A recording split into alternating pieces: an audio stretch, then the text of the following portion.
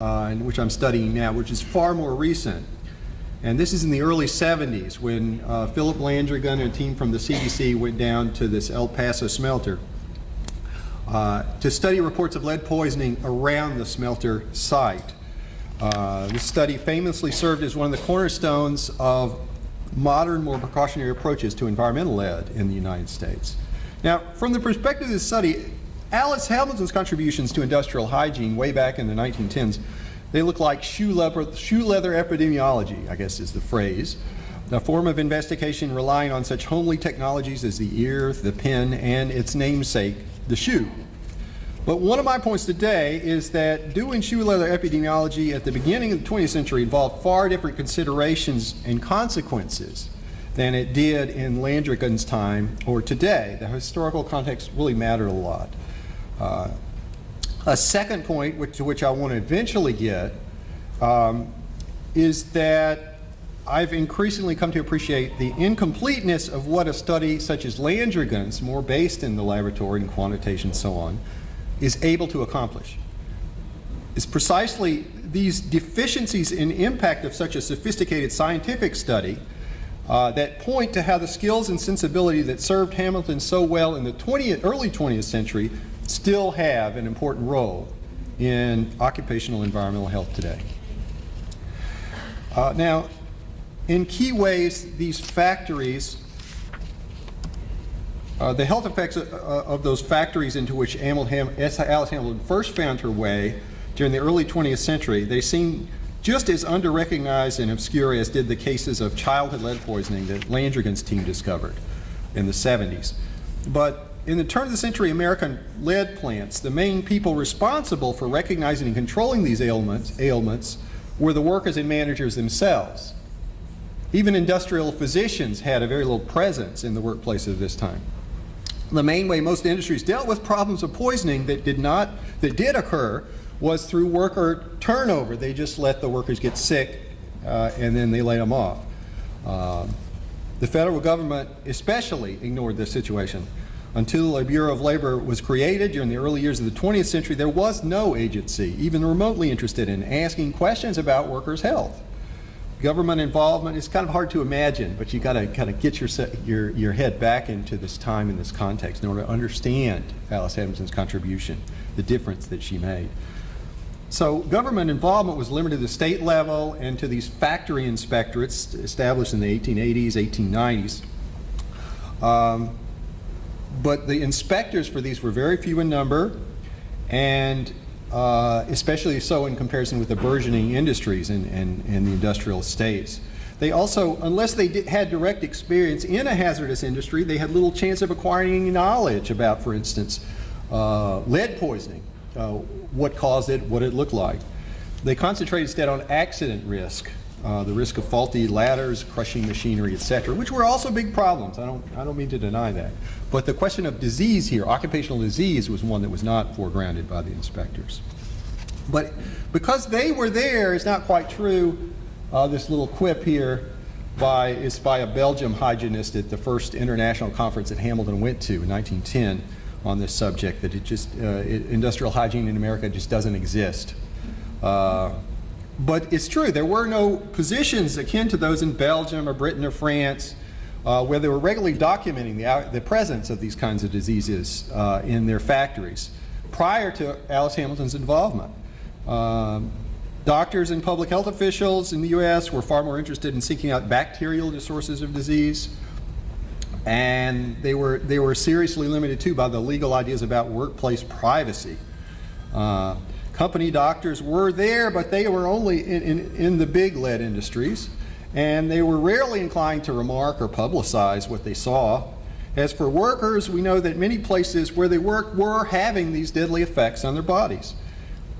Yet they had few legal protections, there was no workers' compensation, virtually no opportunities to sue against workplace-induced disease. This is the world that Hamilton walked into. In the turn of the century America, no one beyond the workplace itself was looking at the damage that was being done there, at least not until that first decade of the 20th century when Alice Hamilton and a few others started to pay attention.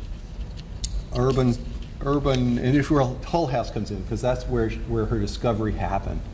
around 1906, apparently. Urban settlement houses like Hull House were set up by middle-class civic activists to help the inner-city families of the time. Many of them were immigrants, the people who were served by these houses. And this experience of being in Hull House opened the eyes of people such as Alice Hamilton to the health problems, in particular, of the workplace. Hamilton was one of a first generation of women, and this is also important, the gender piece of it. First generation of women, not only without a college, but not only with a college, but with a graduate degree. And so she was eager to take on the ravages of her newly industrial society. This was part of it, and this was, of course, certainly a commitment more generally of Jane Addams and the others at Hull House. But in service to this goal, what made Hamilton different, she was eager to put to work her own specialized training in and knowledge of medicine. Her readings helped spark her interest, and there is an international connection here. She read Thomas Oliver in particular, she remarked, as being influential, a famous British investigator of lead poisoning. And she also read the muckrakers in this time period, who had started to stir attention over the accidents and abuses in the early 20th century American workplace. Rather than lawsuits or legislation, she did advocate these, but not as actively as what she concentrated on. She hitched her early hopes, like so many of the progressives, to the surveillance power of public investigation. You go in, you show the hazards to the world, and change will happen. Her innovation was to carry this strategy into the workplace, and especially the scrutiny of occupational diseases. Hull House connections helped to secure this first big chance in this field with the Deneen Commission. She became the head investigator, personally conducted the lead industry survey of this report, and this was one of the biggest group of hazardous industries in the Illinois of the time. There were many lead industries. Her path-breaking fieldwork soon continued thereafter with her appointment as a physician investigator for the U.S. Department of Labor, or Bureau of Labor at the time.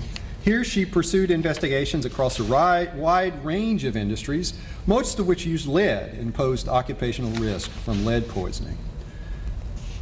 Going through these paces hundreds of times, these same steps in the early to mid-19-teens, Alice Hamilton uncovered thousands of victims of occupational disease in nearly a dozen American industries. Now, even her most characteristic contribution here was not new. That's not where her innovations lay. The Europeans had already applied similar methods for decades, and Alice Hamilton acknowledged that, as she put it, her methods were as crude as those of Tanqueray de Planche, a Frenchman who had published a famous treatise on lead poisoning over half a century before. The social scientists, John Andrews and Irene Osgood, they were not trained as physicians, had only recently come up with virtually the same strategy she used. As you see here, this is the strategy. The basic innovation was to couple visual surveys of the shop floor, just walking through, just like a factory inspector would, with another bit of information that was crucial, the medical information that she called from hospitals and dispensaries, and also from interviews with workers. She put those two kinds of information together, and that was the big innovation of this kind of study. So her great contribution here was to establish the kind of workplace scrutiny pioneered in this country by Andrews and Osgood into a regular function, especially of the federal government. Like these two social scientists, she strove for nationwide